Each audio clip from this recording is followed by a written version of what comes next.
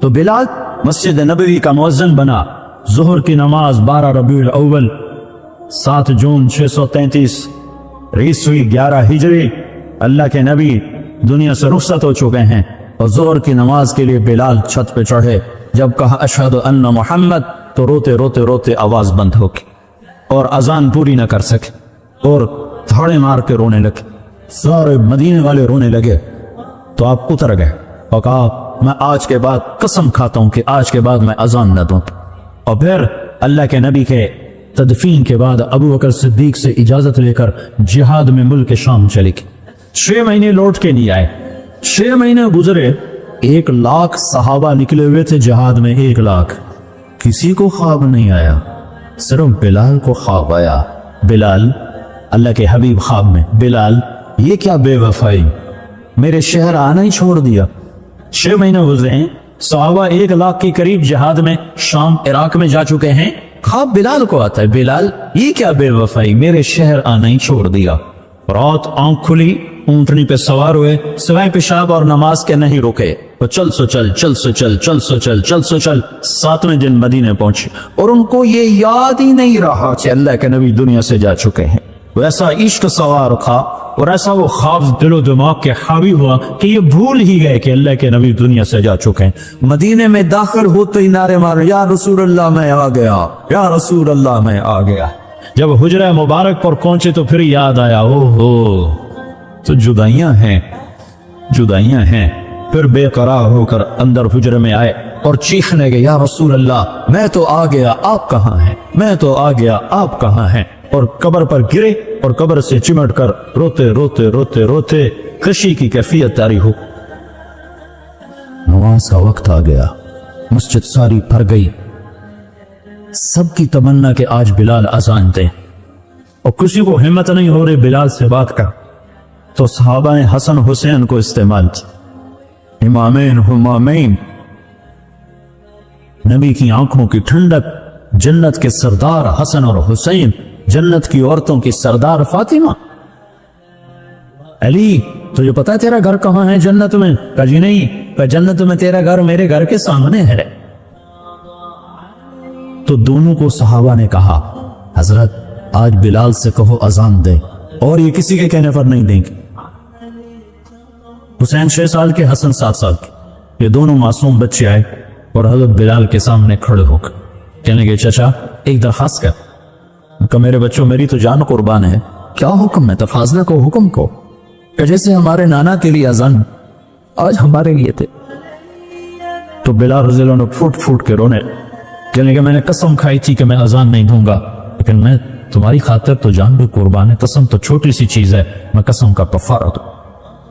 اور ایسے چڑھے چھت پر، ایک انصاری عورت کا گھر تھا جس کی چھت پہ چڑھ کے اذان دیتے تھے، کانوں میں انگلیاں دے کے جو ہی کہا اللہ اکبر تو سارے مدینے میں کوہام مچ، اور عورتیں ننگے سر ننگے پاؤں روتی ہوئی گھروں سے باہر نکل، اور مسجد نبوی میں چیخ چنگھڑا مچ گیا، نو لگا جیسے دور نبوت لوٹ کے واپس آ گیا۔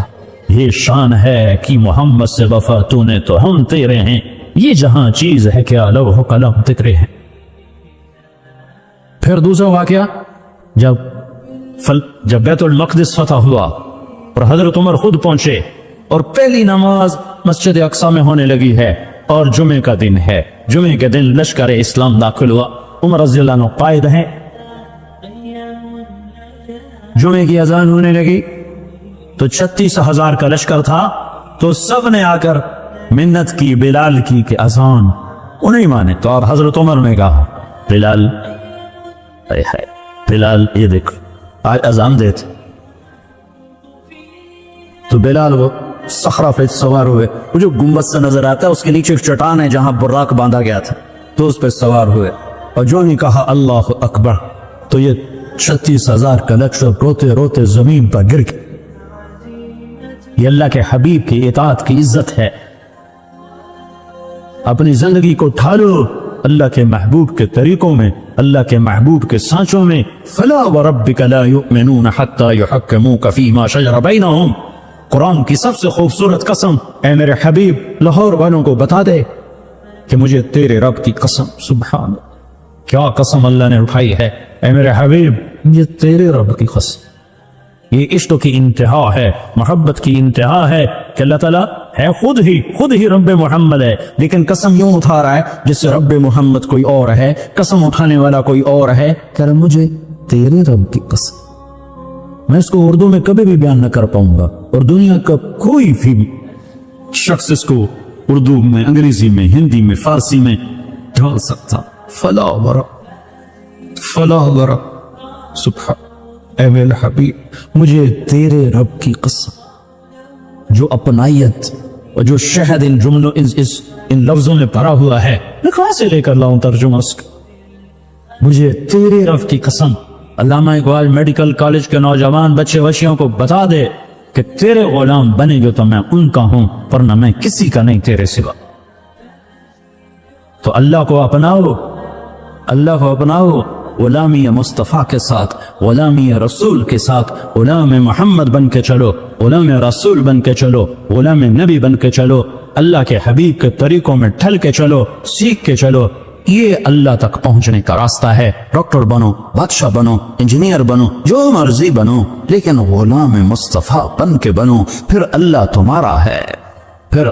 تمہارا ہے۔ ساری کائنات اس نے اپنے حبیب کے قدموں پہ جھکا دی، اس کی ایک ایک ادا کو محفوظ کر دیا، اس کے ایک ایک طریقے کو محفوظ کر دیا۔ وہ دنیا اس سے بڑا محسن کوئی ہے تو دکھا تو، اس سے بڑا کوئی محسن ہے تو دکھا تو، اس سے بڑا کوئی عالی مقام ہے۔ مقام محمود انتظار میں ہے، کدھر ہے شفاعت کبریٰ انتظار میں ہے، کدھر ہے مقام وسیلہ انتظار میں ہے، کدھر ہے جنت کا جھنڈا کی چابی اس کے ہاتھ میں ہے، اللہ کا جھنڈا اس کے ہاتھ میں ہے، جنت کی چابی اس کے ہاتھ میں ہے، حوض کوثر موجیں مارتا ہوا اس کے انتظار میں ہے، جنت بن سور کے اس کے انتظار میں ہے، اللہ کی رحمت کے در کھلنے کے لیے اس کی شفاعت کے انتظار میں ہیں، جنت کے دروازے کھلنے کے لیے اس کی شفاعت کے انتظار میں ہیں، جنت کا دروازہ کھلنے کے لیے اس کے قدم مبارک کے پڑنے کے انتظار میں ہے۔ وہ ساری کائنات میں ساری امت کے لیے سب رحمت بن کر، شفقت بن کر، شفیق بن کر،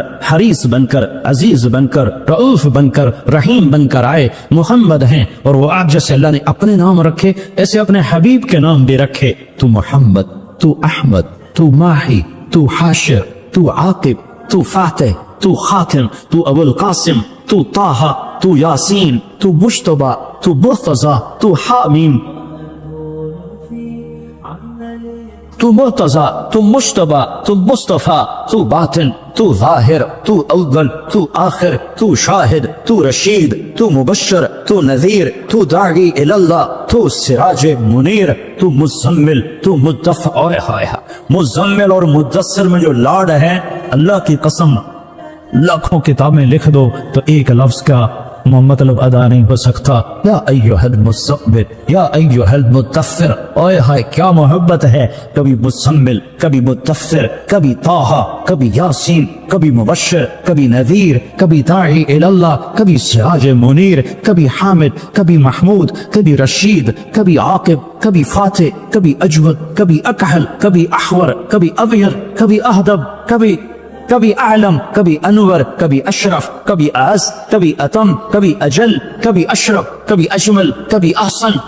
کیا میں الفاظ لاؤں جو میرے نبی کے لیے میرے اللہ نے چن چن کے اس کی جھولی میں ڈالے۔ وَأَحْسَنَ مِنْكَ لَمْ تَرَ قَطُّ عَيْنِي، تیرے جیسا حسین میری آنکھ نے نہیں دیکھا۔ اس نے ظاہر کے لیے حسن کا لفظ ہے۔ وَأَجْمَلَ مِنْكَ لَمْ تَلِدِ النِّسَاءُ، تیرے جیسے جمال والا کسی ماں نے نہیں جنا۔ حسب نسب کی خوبصورتی کے لیے جمال ہے، شکل کی خوبصورتی کے لیے حسن ہے۔ تو میرے حسان نے کہا، میرے نبی کے شاعر نے کہا، تیرے جیسا حسین میری آنکھ نے نہیں دیکھا، تیرے جیسے حسب نسب والا کسی ماں نے نہیں جنا۔ تیرا نسب تو آدم تک تیرے رب نے محفوظ کر دیا۔ تو محمد بن عبداللہ بن عبد المطلب بن ہاشم بن عبد مناف بن قصیف بن کلاب بن مرہ بن کعب بن لوی بن غالب بن فہر بن مالک بن نضر بن کنانہ بن خزیمہ بن مدرکہ بن الیاس بن مدر بن نزار بن معق بن عدنان بن اور بن حمیسہ بن سلامان بن عوس بن بوس بن قموال بن ابی بن عظام بن ناشد بن حزا بن بلداس بن یدلاف بن طابخ بن جاحم بن ناحش بن ماخي بن عيفي بن عبقر بن عبيد بن الدعاء بن حمدان بن سنبر بن يثربي بن يحزن بن يلحن بن إرعضا بن عيذي بن زيشان بن عيسر بن أفناد بن إيهام بن مقصر بن ناهث بن زارع بن سمي بن مزي بن عوض بن عرام بن قيدار بن إسماعيل بن إبراهيم بن ألدر بن ناهور بن سروج بن رعوب بن فائش بن عابر بن أرفخشاد بن سام بن نوح بن لامك بن متوشالة بن إدريس بن يرد بن ملهلئيل بن قينان بن آنوش بن شيس وبن آدم عليه الصلاة والسلام. محمد رسول الله وأحسن منك لم تر قط عيني وأجمل منك لم تلد النساء خلقت مبرأ من كل عيب كأنك قد خلقت كما تشاء يا خير من دفنت في البقاء أعظمه فطاب من طيبهن القاع والأكن نفس الفداء لقبر أنت ساكنه فيه العفاف وفيه الجود والكرم أنت الشفيع الذي ترجى شفاعته على الصراط إذا ما زلت القدم وصاحباك لا أنساهما أبدا مني السلام عليكم ما جرى القلم نسیم جانب بطحا گذر کر صاحبا محمد را خبر کن و برئی جان مشتاقم دراجا فدائے روضہ خیر البشر کن. یہ ہے محمد مصطفیٰ صلی اللہ علیہ وسلم. محمدی نظر آؤ، پنجابی نہ نظر آؤ، سندھی نہ نظر آؤ، بلوچی نہ نظر آؤ، پشتو نہ نظر آؤ، محمدی نظر آؤ، محمدی نظر آؤ. ہماری ایک پہچان ہے جو محمد مصطفیٰ صلی اللہ علیہ وسلم کی زندگی اور سیرت ہے. ایک عبادات ہیں جس میں نماز سب سے اعلیٰ ہے، جس میں روزہ اس کے بعد ہے، زکوٰۃ اس کے بعد ہے، حج اس کے بعد ہے کہ جن پر فرض ہے حج وہ کرو، زکوٰۃ فرض ہے دو، روزہ فرض ہو گیا رکھو، نماز فرض ہے چھوڑو نہیں. دوسری چیز اخلاق ہیں جس میں ماں باپ سر فہرست ہیں کہ اپنے ماں باپ کو دعا لے کر جنت والے بن جاؤ. بدبخت ہے جس نے ماں باپ کو پایا اور جنت نہ لے سکا. تو اللہ کو ساتھ لے لو، اللہ کو ساتھ لے لو، اللہ کو ساتھ لے لو. اور اللہ ساتھ ہوتا ہے جناب رسول اللہ صلی اللہ علیہ وسلم کی مبارک زندگی اور ترتیب پر یہ کرو گے تو اللہ تمہارا ساتھی ہے. یہ نہیں کریں گے تو دنیا کا کوئی سیاسی طبقہ ہمیں اس پٹی سے نہیں نکال سکتا، اس دلدل سے نہیں نکال سکتا.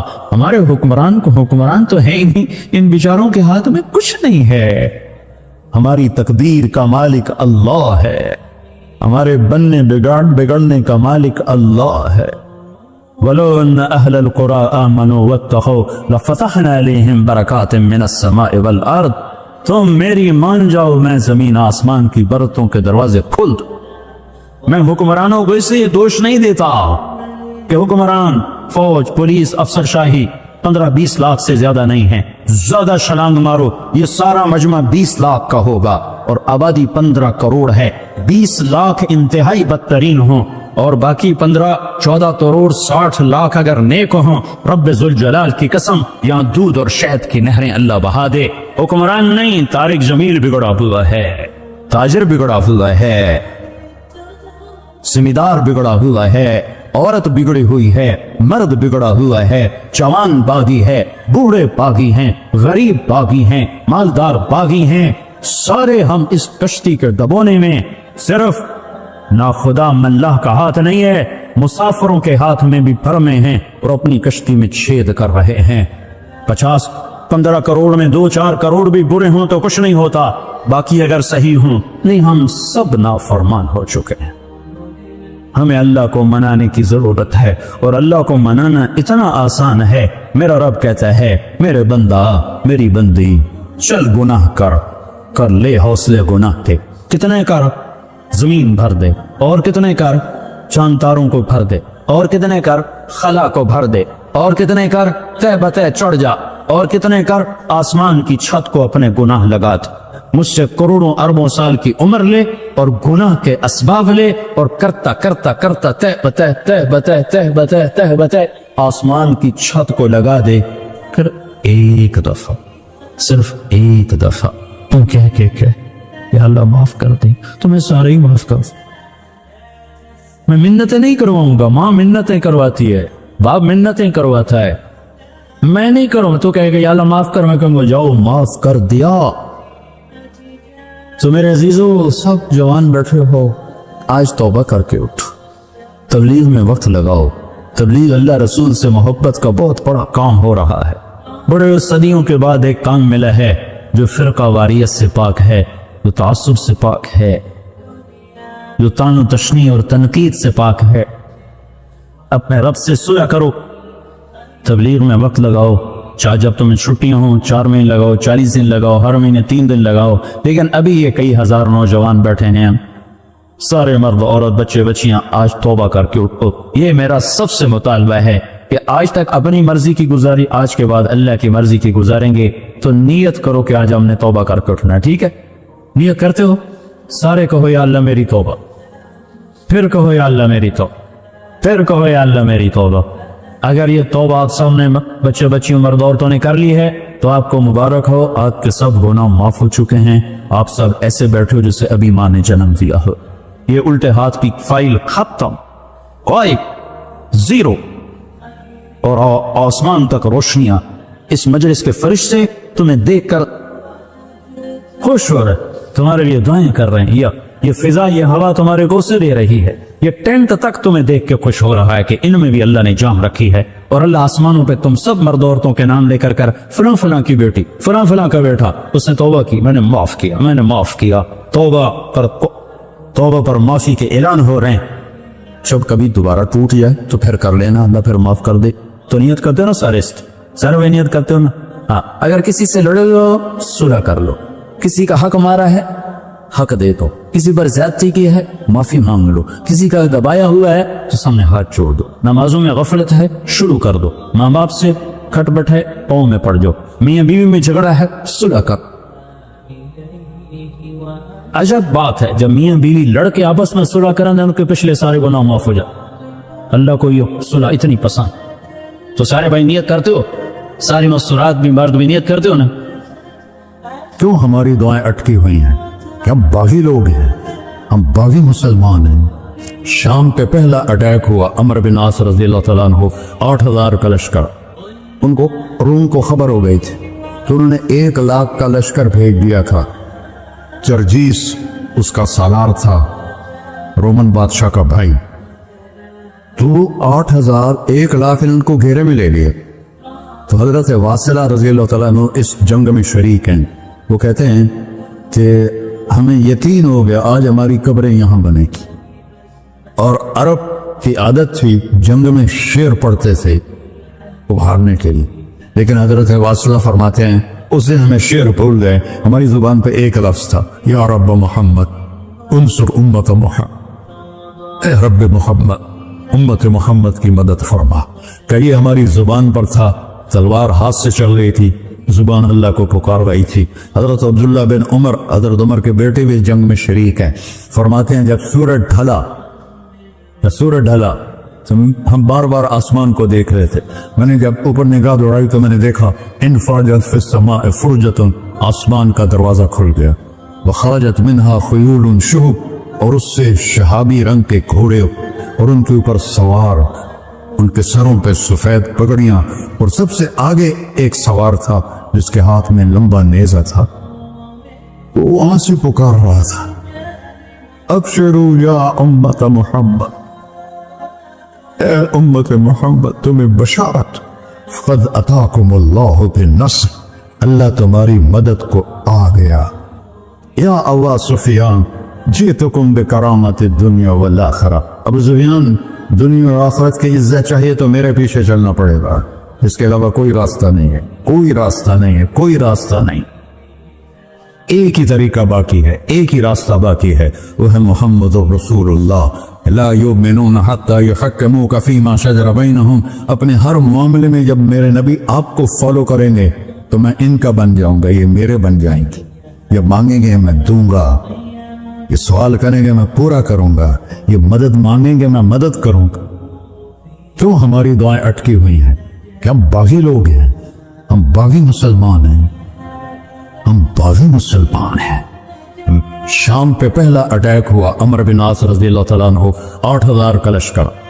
उनको रूम को खबर हो गई थी तो उन्होंने 1 लाख का लश्कर भेज दिया था।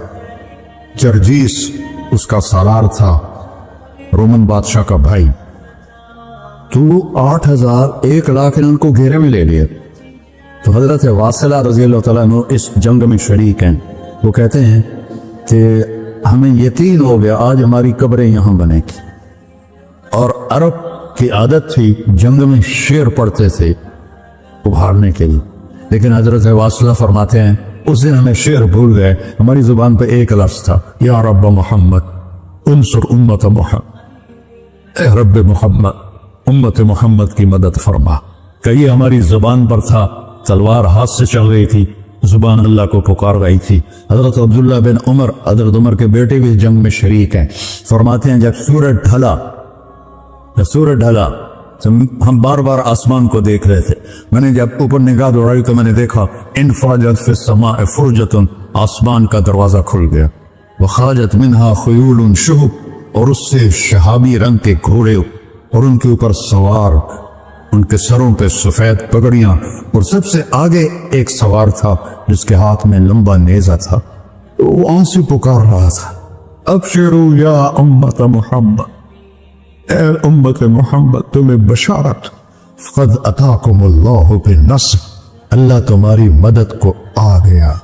फरमाते हैं वो ऐसे आए और हमारे अंदर गायब हो गए, और आधे घंटे बाद 1 लाख का लश्कर दौड़ रहा था 8,000 के सामने। कभी हम भी तुम में भी चाहा थी, कभी हम भी तुम में भी राह थी, कभी हम भी तुम भी थे आशना, तुम्हें याद हो कि न याद हो। मेरे नबी की जिंदगी मुकम्मल नमूना है, मुकम्मल, उसको फॉलो करना है। फिर बिल्डर बनो, जिम्मेदार बनो, फिर डॉक्टर बनो, फिर ताजिर बनो, साइंसदान बनो, औरत है मर्द है जो भी है, कामयाबी उसके माथे का झूमर बन जाएगा कि वहां एक ही सिक्का चलता है, वो मोहम्मद रसूलुल्लाह। तो भाइयों, मुझे यही मुख्तसर बात करनी थी कि इस दुनिया के पीछे इन 2 हस्तियों को पीछे न करो, इनको नाराज न करो। यजीद ने अहले बैत का खून किया, और इतना बड़ा वाक़या है करबला कि दुनिया की तारीफ में न पहले कभी हुआ न बाद में कि रसूल की नस्ल के 18 नौजवान ज़बा कर दिए जाए। यजीद 90 लाख मुरब्बा मील पे हुकूमत, 90 लाख मुरब्बा मील, 42 साल की उम्र में मर गया। उसका बेटा मुआविया बिन यजीद रहमतुल्लाह अलैह 22 साल की उम्र में तख्त पर बैठा। बाप ने 3 बर्रे आजम में हुकूमत फैलाई हुई है, दादा ने फैलाई थी, बाप ने उसको बढ़ाया। यजीद के जमाने में भी फतूहात हुई। अब ये 3 बर्रे आजम पर इस नौजवान की हुकूमत है। ये बिल्डर नहीं है, ये बादशाह आजकल के सदर वजीर नहीं है, 2 टके की उनकी कीमत कोई नहीं है, मुतलक बादशाह है। 40 दिन हुकूमत की और सारे खानदान को बुलाया और कहने लगा, अब तसव्वुर करो 22 साल का एक शहजादा हो, वो 3 बर्रे आजम में उसके सामने ऐसे झुका हुआ हो, तो उसको कैसे आप मैयर कर सकते हैं? जबकि कागज के नोट नहीं थे, सोना था, चांदी थी, हीरे थे, असल दौलत थी। ये कागज कोई दौलत है? ये तो यहूदियों ने आपको बेवकूफ बनाया हुआ है। उन्हें सबको इकट्ठा किया, उसने एक छोटा सा खुतबा दिया, कहने लगा, काना अभी जब्बारन, मेरा बाप जालिम था, उसने अहले बैत का खून किया, और जिस तख्त के नीचे अहले बैत का खून हो मैं उस पर लानत भेजता हूं। ये है तुम्हारी सल्तनत, जिसको चाहो दे दो, मैं बरी हूं। 3 बर्रे आजम की हुकूमत अल्लाह रसूल पे कुर्बान करके घर बैठ गया, और आज उसको किस इज्जत के साथ मैं सुना रहा हूं। उसके बाप को बोलते हुए मेरा लहजा कैसा था, और उसके बेटे को बोलते हुए मेरा लहजा कैसा है। 3 बर्रे आजम की सल्तनत छोड़ दी कि इसके नीचे अहले बैत का खून है, मुझे नहीं चाहिए। तो अल्लाह और उसके रसूल को राजी करने के लिए बड़े से बड़ा सौदा भी सस्ता है, बड़े से बड़ा सौदा भी सस्ता है। एक सहाबी आए, या रसूल अल्लाह, मेरे पड़ोसी है, उसकी खजूर ऐसे मेरे घर में आती है, उस पर जब फल पकता तो वो गिरता है, मेरे छोटे छोटे बच्चे उठा के खाने लगते हैं, उधर से भाग के आता उनके मुंह से निकाल लेता है। उसकी तो मेहनत करें कि इतनी सख्त मुनाफे था, इसकी इतनी सख्ती ना करे। तो आपने उसे बुलाया, कहा भाई एक सौदा करते हो? कहा जी, ये खजूर मुझे दे दो और मैं जन्नत में खजूर जरूर लेके देता हूँ। कहने लगा, या रसूल अल्लाह, کوئی اور آپ فرماتے تو میں ضرور حاضر کر دیتا، یہ کھجور تو مجھے میرے بچوں کو بہت پسند ہے، میں تو معافی چاہتا ہوں۔ اٹھائی منافق تو اس نے معافی مانگنی تھی۔ وہاں ایک صحابی بیٹھے تھے ابو الدحداح، جب وہ چلا گیا تو کہنے لگے یا رسول اللہ اگر میں آپ کو یہ کھجور لے کے دے دوں تو مجھے جنت میں کھجور لے کر دیں گے؟ کہنے لگے ہاں سودا پکا ہے۔ تو وہ گیا اس کے پیچھے، کہنے لگا بھائی کھجور بیچو گے؟ کہا نہیں۔ کہا بھائی بیچ دو۔ ارے جا میں نے رسول اللہ کو نہیں بیچی، تجھے کیسے بیچوں گا؟ انہوں نے کہا منہ مانگی قیمت لے لے۔ منہ سے بول کیا لینا چاہتا؟ ابو الدحداح کا باغ تھا تیار، 600 کھجوریں، میں ذمہ دار ہوں، مجھے پتا ہے کہ 600 کھجوروں کی کتنی قیمت ہوتی ہے جی، جیسے آپ بلڈنگ کو جانتے ہیں میں نہیں جانتا، آپ ذمہ داروں کو نہیں جانتے میں جانتا ہوں۔ 600 کھجوروں کا باغ، تو اس نے اس کو لاجواب کرنے کے لیے کہا اپنا باغ دے دے، کھجور لے لے۔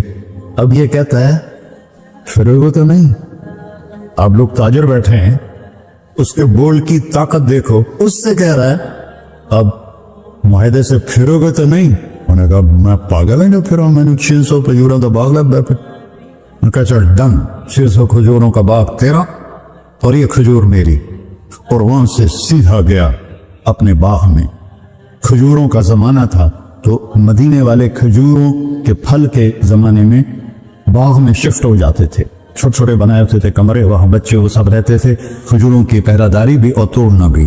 تو وہ ہائے قربان جاؤں نبی کے صحابہ پر، وہ باغ میں اندر نہیں گئے، باہر کھڑے ہو کے کہ کہیں نیت نہ بدل جائے اتنا بڑا باغ دیتے ہوئے۔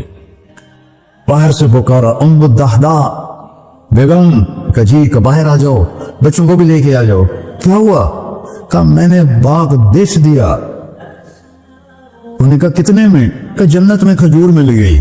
وہ کہنے لگی ربح البیع ربح البیع ربح البیع، واہ ابو الدحداح کیا سودا کیا تم، کیا سودا کیا تو؟ ارے کہ عورتیں زیادہ شور مجھے مروا دیتا ہے، بچے کے تو کاسم تمہیں کے تو کاسم، کہ ربح البیع۔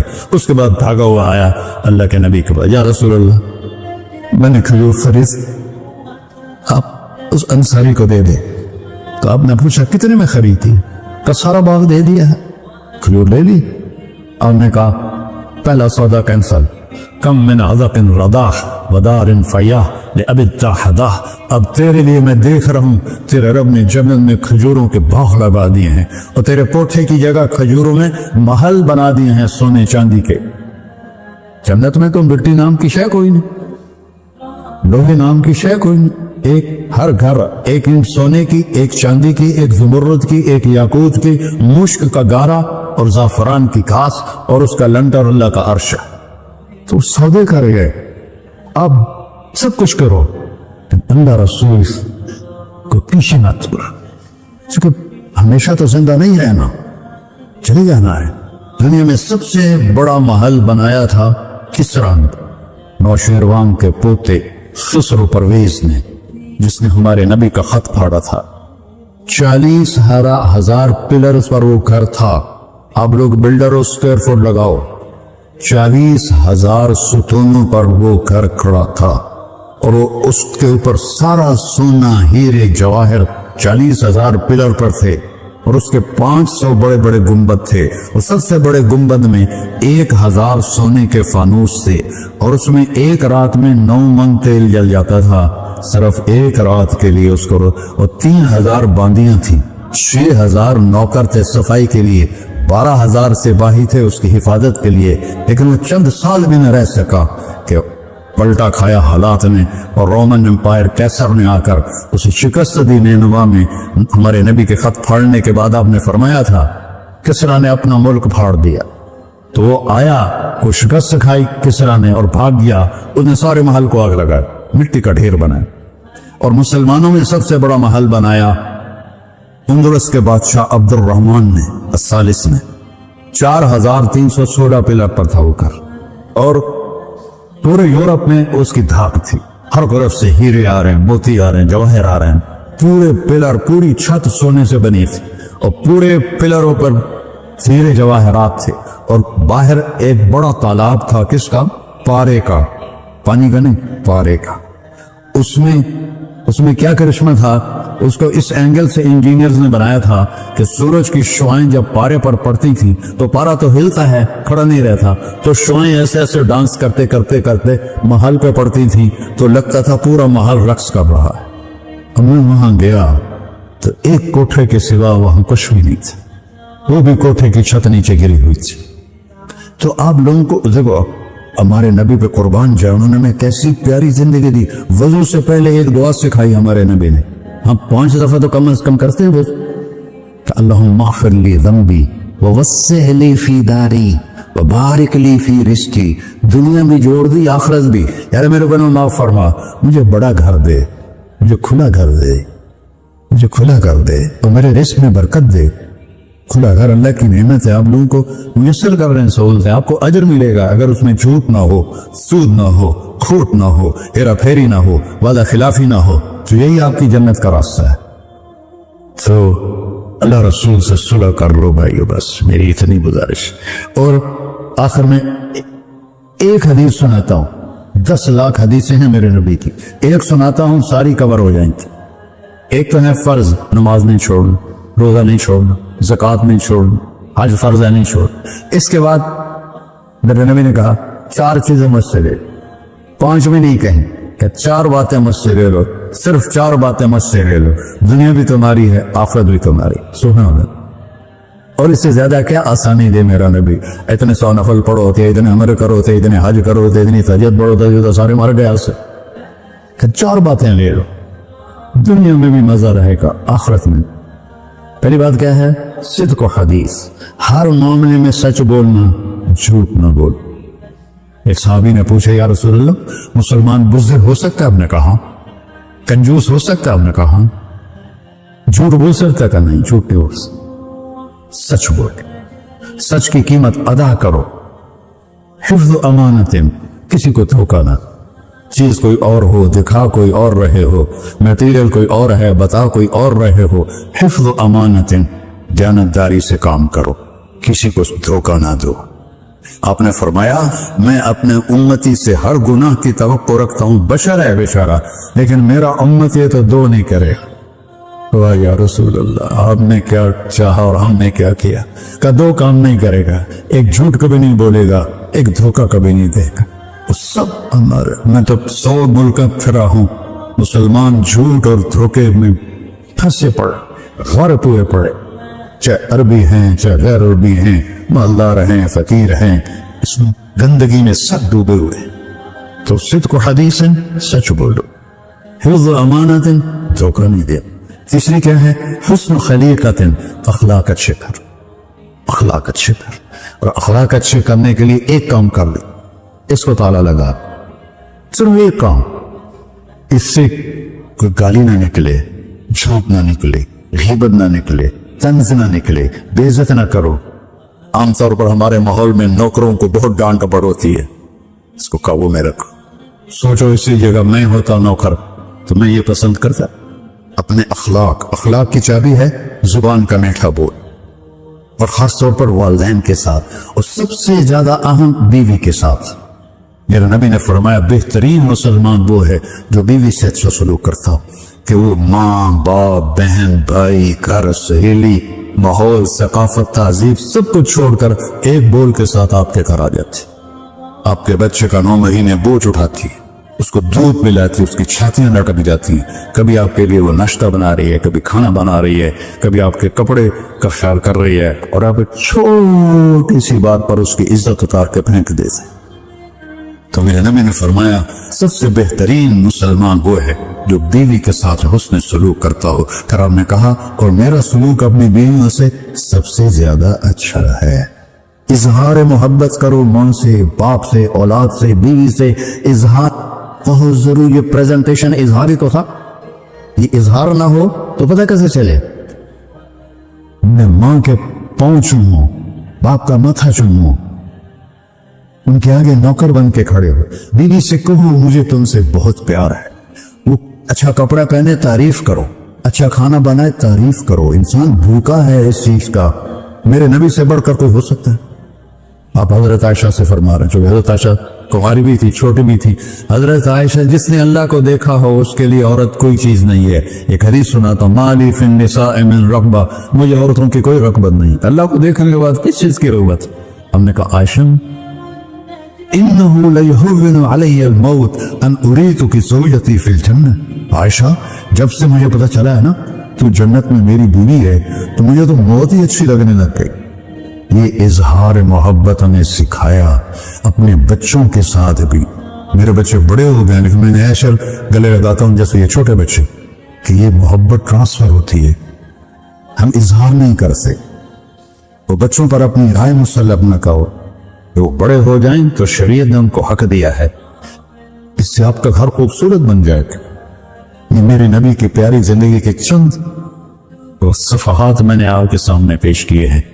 तो तवील दास्तां है, सुनाते सुनाते उम्र भी बीत जाए तो एक जरा भी अदा ना होगा, लेकिन खुलासा तब मैंने आपसे अर्ज कर दिया। सिद्क़ हदीसन, हिफ्ज़ अमानतिन, हुस्न खलीक़तिन, सच्चाई, देनादारी, अखलाक, और चौथा और आखिरी इफ़्फ़तुन फ़ी तुहमतिन, रिज़्क़ हलाल कमाओ, रिज़्क़ हलाल कमाओ। मन अमसा कानम बेअमल यदिही अमसा मग़फ़ूरन लहू। मुस्लिम शरीफ की हदीस है, जो सुबह से शाम तक अपने दुनिया के कामों में हलाल और रिज़्क़ की तलाश में थक के घर जाता है, उसके उस दिन के सारे गुनाह माफ हो जाते। कितना बड़ा अमल है रिज़्क़ हलाल, बंदगी बन जाता है। आपने एक सहाबी को देखा, उनके हाथों पे छाले, छाले नहीं, वो जो मजदूरों के निशान होते हैं कई चला चला के, वो थे। तो आपने उससे पूछा, साद ये क्या है? कि या रसूल अल्लाह, बच्चों के लिए रोजी कमाता हूं, अपने हाथ से काम करता हूं, तो मेरे हाथों पे ये निशान पड़ गए। तो आपने उनका हाथ ऐसे पकड़, सबको दिखाकर ऐसे उसका बोसा लिया, फिर फरमाया, जो हाथ बच्चों को हलाल खिलाते हुए ऐसा हो जाता है, उस पर जहन्नुम की आग हराम हो जाती। सिर्फ नमाज से नहीं गुनाह माफ होते, हज से नहीं माफ होते, जिसके हलाल के कमाने से भी रोजाना की सफाई हो जाती है। तो अभी सौदा है, अल्लाह रसूल से कर लो तो मौज ही मौज है, अगर इन्हीं बखेड़ों में पड़े रहे तो मर के जीरो ही होना होता, कुछ भी साथ नहीं जाता। तो अल्लाह मुझे भी तौफीक दे, अल्लाह आपको भी तौफीक दे कि हम अपने नबी की जिंदगी को और अपने रब को सामने रखकर जिंदगी गुजारें। और आपस में अगर लड़े हुए हो सुलह कर लो, आपस में कोई लड़ो, देखो झगड़ा हो जाता है, भूल चाल बंद न करो। झगड़ा माँ से भी हो जाता है, बाप से भी, बीवी से, भूल चाल बंद न करो, नहीं बस थोड़ा बाइकआउट। हम तो पंजाबी लोग हैं, तो देहाती को थोड़ी ऊंच नीच हो जाए तो हमारी लैंग्वेज असन लीक का छिक दिखता है, समझो, हमने लकीर लगा दी है, ना इन्हां दे मरण से जाना है, ना इन्हां दी शादी ते जाओ। ये साडे जनाजे विच भी ना, मतलब मेरे गांव में जनाजा था, मेरा अपना अजीज, उसकी वालदा फौत हो, तो रिश्तेदारों में करीबी रिश्तेदार जनाजे में पहले सफ में खड़ा था। तो जनाजे पर तो सबके दिल नरम हो जाते हैं। जब उसने देखा ना का मियां सादिक मेरी मां दे जनाजे चो बाहर निकल गया, ये तहजीब है हमारी। तो झगड़ा एक फितरी चीज है, एक बोल चाल बंद नहीं करनी है, दिल में नफरत नहीं पालनी है, उसको साफ करके माफ करना है। अल्लाह बहुत खुश होता है। और मियां बीवी में झगड़ा हो जाए और वो सुलह कर लें, अल्लाह उनके पिछले सारे गुनाह माफ कर देते हैं। तो जिस कौम में सच्चाई हो, दयानतदारी हो और इंसाफ हो, वो कौम डूबती नहीं जो है ना, एहसासात का नाम है। और एहसासात पैसे से, चीज़ों से और इमारतों से, गाड़ियों से ना परवान चढ़ते हैं ना नीचे आते। एहसासात सिर्फ रवैयों से परवान चढ़ते हैं, रवैयों से ही मर जाते हैं। अच्छा, वालिदैन औलाद फरमा बरदारी से चल रही हो तो वालिदैन अर्शों पे होते हैं, और उनके सोने चांदी के बेडरूम और औलाद उनको आंखें दिखाए गरिबान पकड़े तो वो तख्त सरा में पहुंचे होते। बीवी को सोने में तोला हो और उससे बाहर औरतों से ताल्लुक हो तो बीवी कहती मर जाऊं तो अच्छा। कि जिंदगी रवैयों से परवान चढ़ती है। यहाँ जिंदगी बयान हो रही है। औज़ु बिल्लाहि मिनश शैतानिर रजीम, बिस्मिल्लाहिर रहमानिर रहीम। क़ुल तआलौ आओ अत्लु मा हर्रम रब्बुकुम अलैकुम, मैं तुम्हें बताऊं कि तुम्हारे रब ने तुम पे क्या हराम किया है। अल्लाह तुश्रिकु बिही शैअन, कि अल्लाह की ज़ात में शरीक न ठहराना, अल्लाह की ज़ात में शरीक न ठहराना। कल भी मैंने अर्ज़ किया था, एकदम किसी पे मुशरिक के फतवे लगाना ये اچھا نہیں لگتا. تو پہلا ہے لا الہ الا اللہ. لا کی تلوار سے پوری مخلوق کو اڑا دو اور صرف اللہ کے آگے سر جھکا دو. تو بندگی کی ایک آیت ہے اللہ تشرک بہ شیئا، صرف ایک آیت. جو لا کہا وہ لا ہوا، لو لا بھی اس میں لا ہوا، جز لا ہوا، کل لا ہوا، پھر کیا ہوا؟ اللہ ہوا. دوسرا کیا ہے؟ وَبِالْوَالِدَيْنِ إِحْسَانًا، کہ ماں باپ کے ساتھ آخری درجے کی خدمت کرو، آخری درجے کی، آخری حد تک کی خدمت کرو ماں باپ کی. ان کی دعا لو. ان تلد الامۃ ربتها، قیامت کی نشانی کیا ہے؟ کہ بیٹیاں ماؤں سے نوکرانی جیسا سلوک کرنے لگ جائیں. ایک صحابی سکرات میں تھے تو ان کی بیگم کا پیغام آیا کہ کلمہ نہیں پڑھا جا رہا، اور پریشان صحابیوں پہ کلمہ نہیں پڑھا جا رہا. کلن وعد اللہ الحسنى، کہ ہر صحابی جنتی ہے. آپ تشریف لائے اور کہا بیٹا کلمہ پڑھو. کہا جی پڑھا نہیں جاتا. بول رہے ہیں لیکن کلمہ نہیں پڑھا جاتا.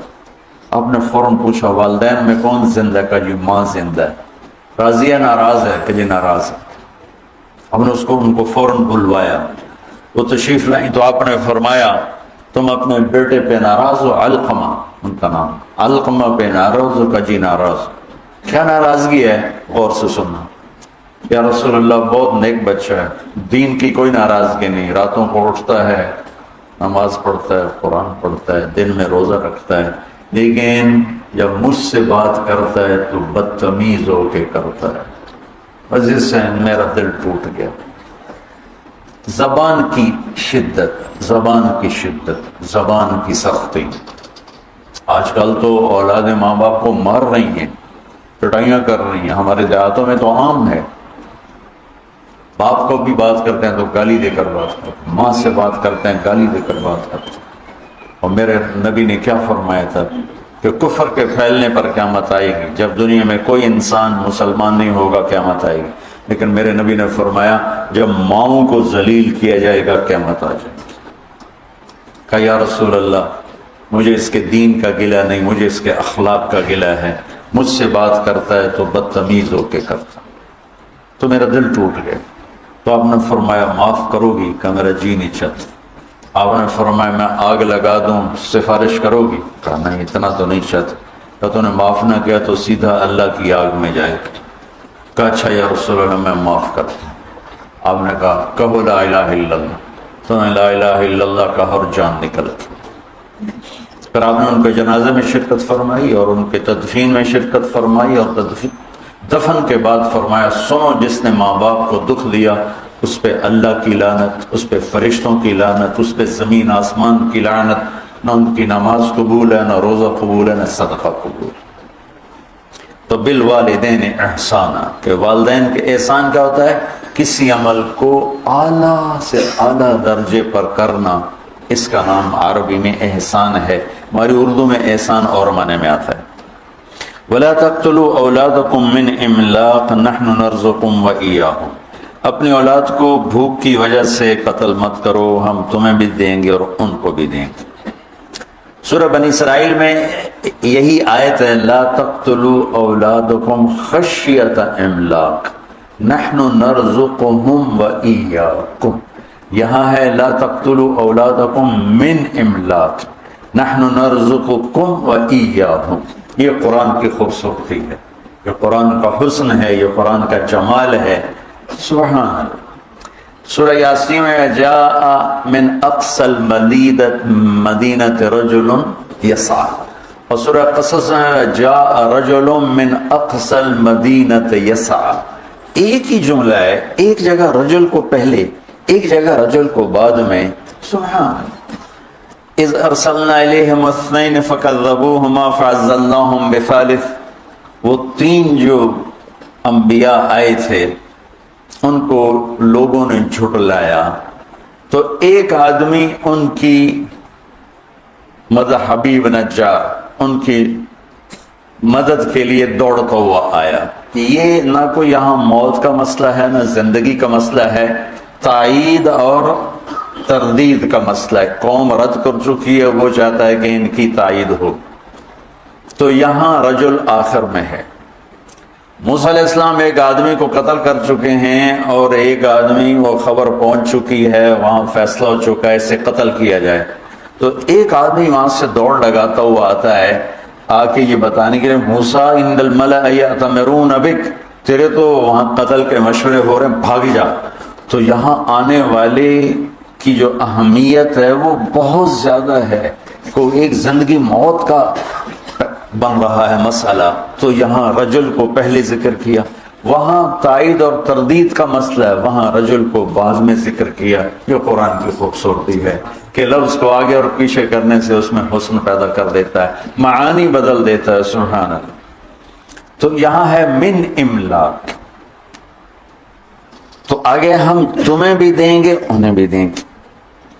یہاں صورتحال یہ ہے کہ والدین فقیر ہیں پہلے سے، وہ کہہ رہے ہیں کہ بچہ پیدا ہوگا تو وہ کھائے گا کہاں سے، تو اللہ تعالیٰ ان کو کہہ رہے ہیں تم اپنے فقر کا ڈر نہ کرو، تمہیں بھی دوں گا اور اس آنے والے کو بھی دوں گا۔ وہاں سورہ بنی اسرائیل میں والدین فقیر نہیں، کھاتے پیتے ہیں، لیکن ان کو ڈر ہے کہ بچہ آئے گا تو روٹی کا بوجھ بڑھے گا، پھر روٹی کہاں سے آئے گی، پھر پوری کہاں سے ہوگی، تو اللہ تعالیٰ نے وہاں کر دیا خشیت املاک، یہ تم کھا پی رہا ہے پر ڈر لگا ہوا ہے، تو اللہ نے وہاں بچوں کو پہلے کر دیا کہ آنے والے کو بھی دوں گا، تمہیں بھی دوں گا۔ یہ قرآن کی خوبصورتی ہے۔ تو اللہ تعالیٰ فرما رہا ہے کہ آج کل کی منصوبہ بندی، اس سے کل بھی میں نے بتایا تھا، پھر دوہرا رہا ہوں، کم بچے خوشحال کرانا ہے نہیں، نیک بچے خوشحال کرانا، چھوٹا خاندان زندگی آسان نہیں، نیک خاندان زندگی آسان۔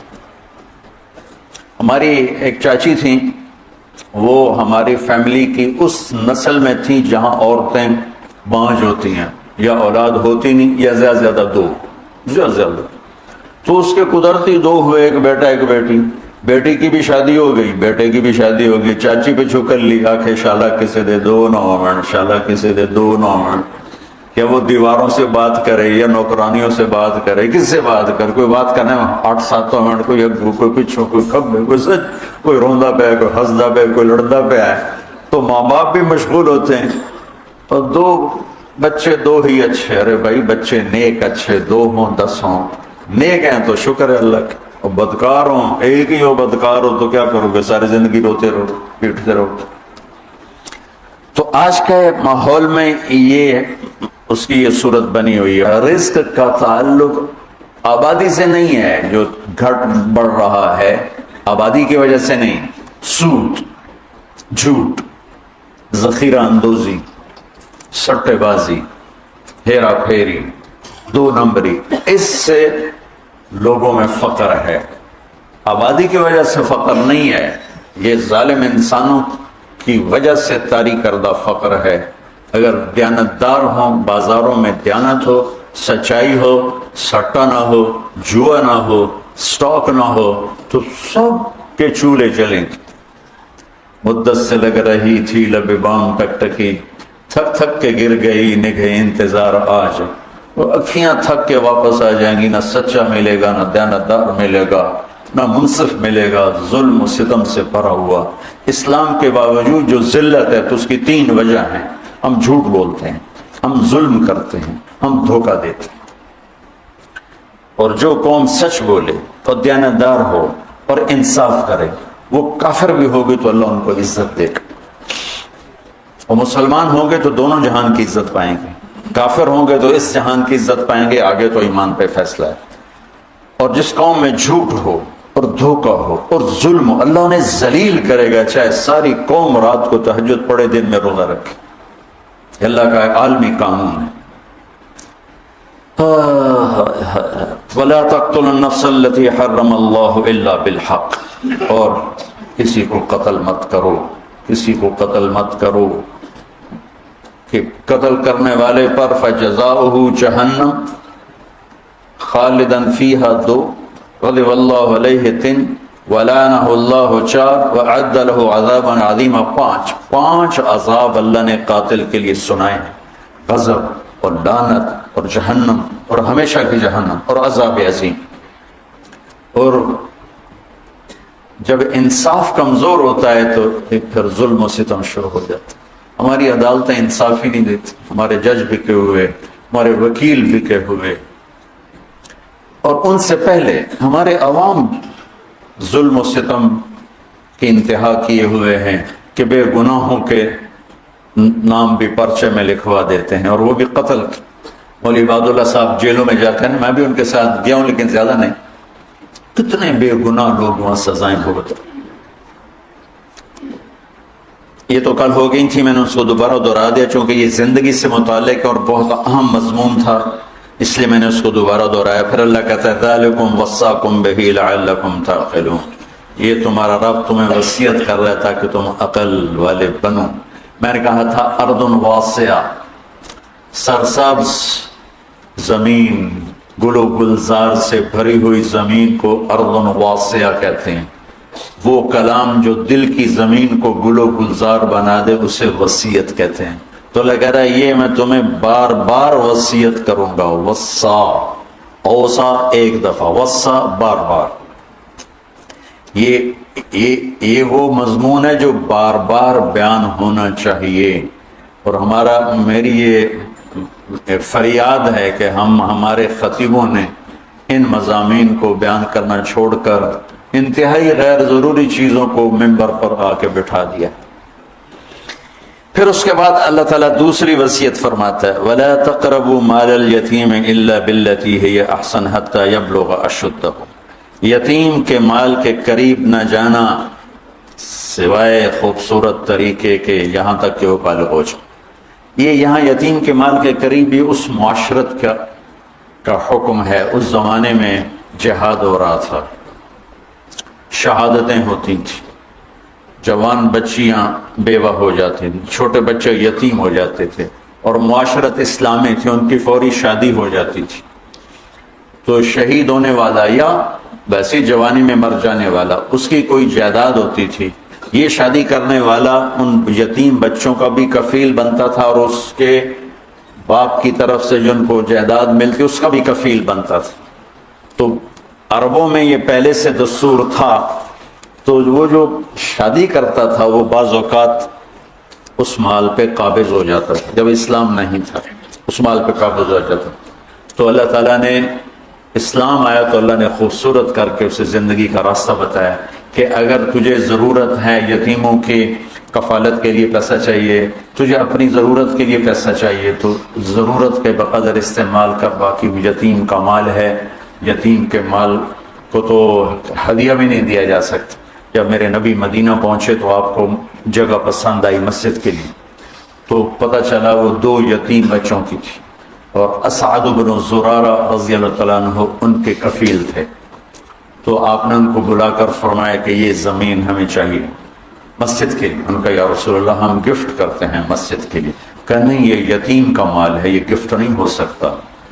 وہ بڑے ہوتے، بالغ ہوتے پھر ٹھیک تھا، وہ بچے ہیں اور تم وکیل ہو، تم نہیں گفٹ کر سکتے. کہا اچھا یا رسول اللہ آپ قیمت لگوائیں، جتنی قیمت لگے گی اس سے کم پہ آپ کو دے دیں گے. آپ نے کہا ٹھیک. تو اس کی قیمت لگوائی گئی 7 دینار. جو میرے نبی نے مسجد بنائی اس کی زمین کی قیمت لگی 7 دینار. تو اسد بن زرارہ نے عرض کیا تھا کہ ہم قیمت گھٹا دیں گے. تو آپ نے اس کو بلا کر فرمایا یہ بچوں کی زمین کی قیمت لگی ہے 7 دینار اور میں دے رہا ہوں 10 دینار.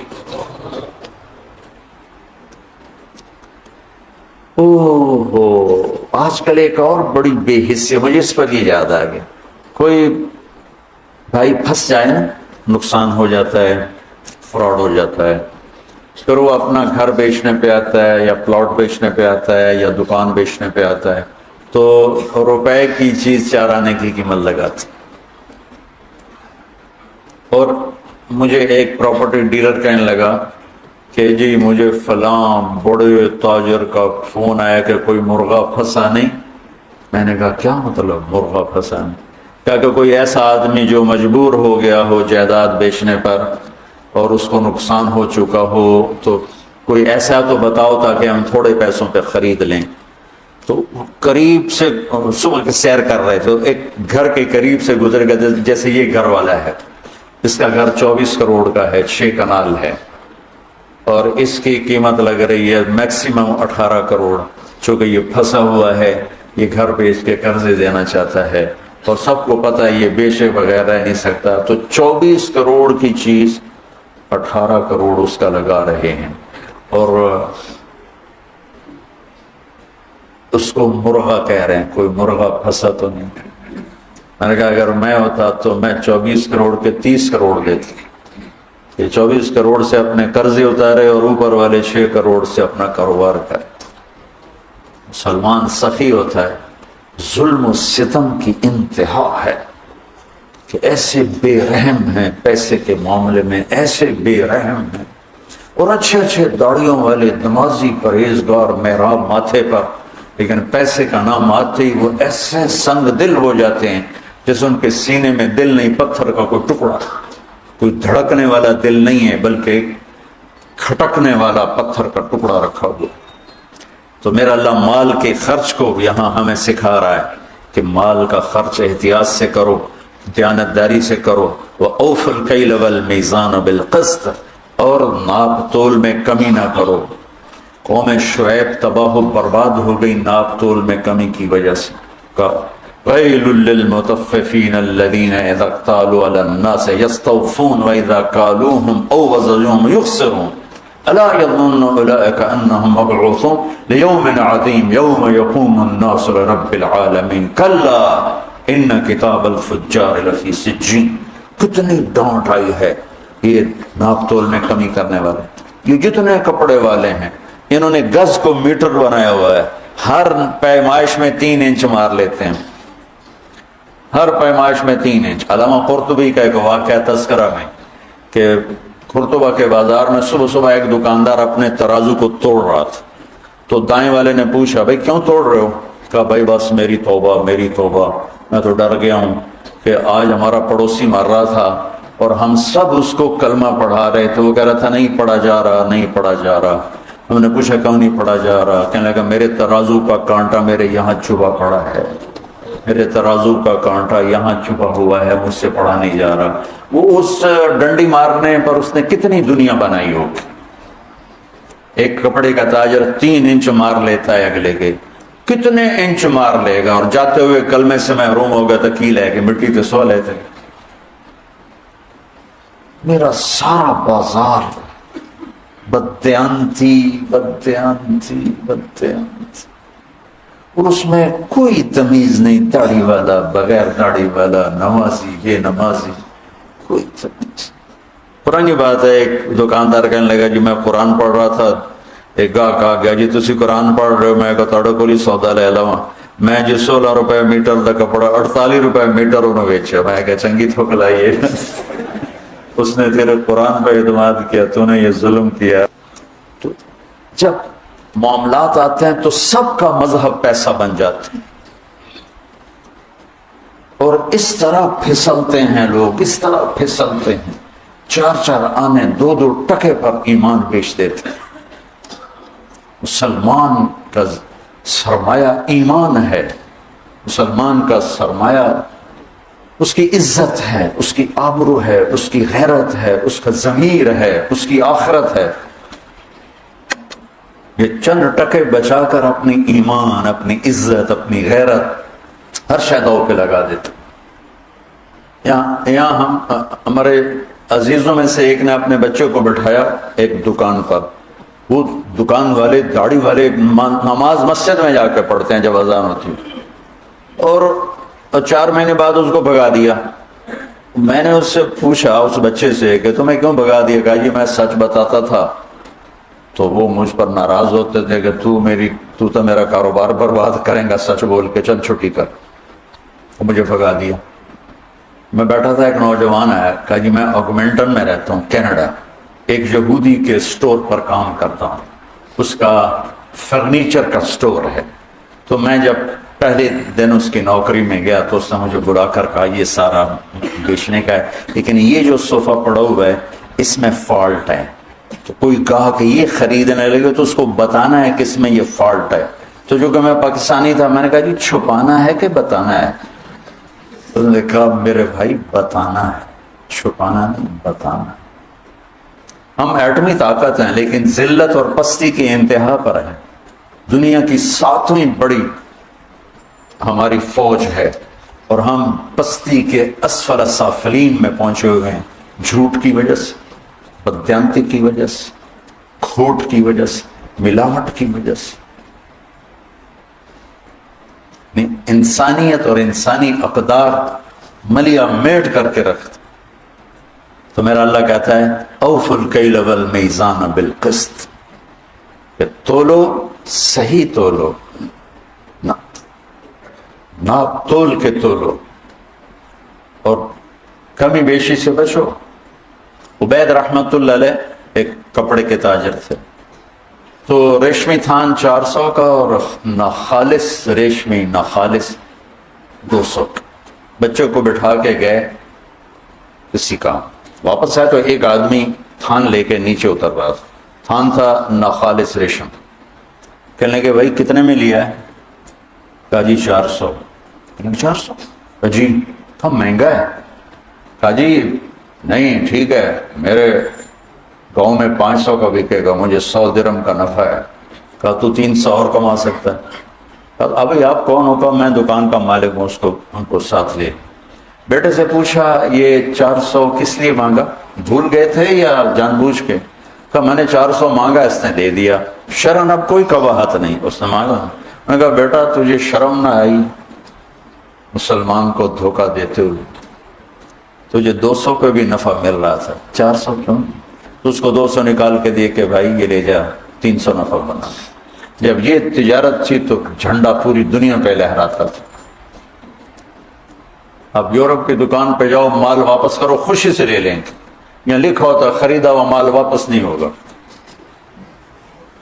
میں نے کہا اگر کوئی یہاں کا تاجر ہوتا اور اس کا پتر 200 کی 400 میں بیچتا تھا، واہ میرا پتر تو تب پیونوں ہی کٹ گیا، اے 100 روپے فلودہ کھا، میں چھری رکھیں جی میں رکھی گئی۔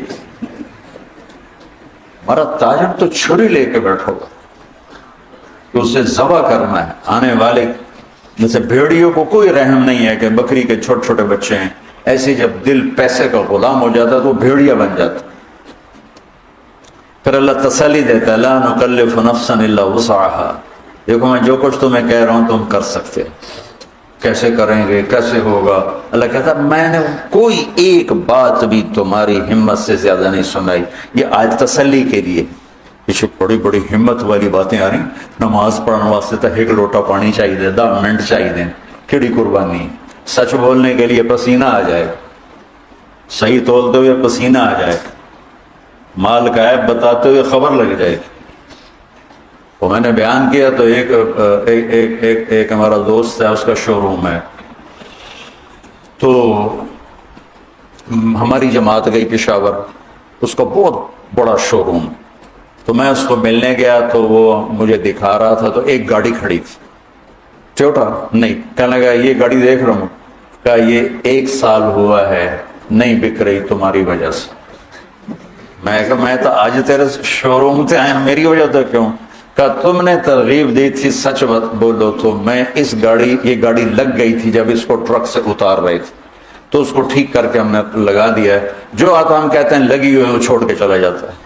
میں نے کہا مجھے دے دو میں خرید لیتا ہوں۔ اس وقت ٹویوٹا 5 لاکھ کی تھی، کہ نہیں تمہیں جرمانہ کیوں ڈالوں، انشاءاللہ بک جائے گی، لیکن میں نے سوچا سچ ہی بولنا ہے، جھوٹ نہیں بولنا۔ 1 سال وہ گاڑی کھڑی رہی، ابھی ہماری جماعت وہیں تھی تو اس کا فون آیا کہ میری گاڑی بک گئی، میں نے فالٹ بتایا تو بھی بک۔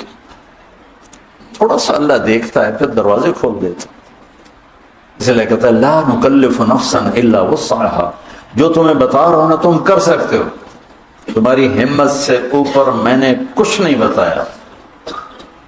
وَإِذَا قُلْتُمْ فَاعْدِلُوا وَلَوْ كَانَ ذَا قُرْبَىٰ وَبِعَهْدِ اللَّهِ أَوْفُوا ذَلِكُمْ وَصَّاكُمْ بِهِ لَعَلَّكُمْ تَذَكَّرُونَ، اور جب بولو تو انصاف کا بولو، فَاعْدِلُوا، چاہے یہ گواہی تیرے رشتہ دار کے خلاف ہی جاتی ہو، لیکن بولو تو سچ بولو۔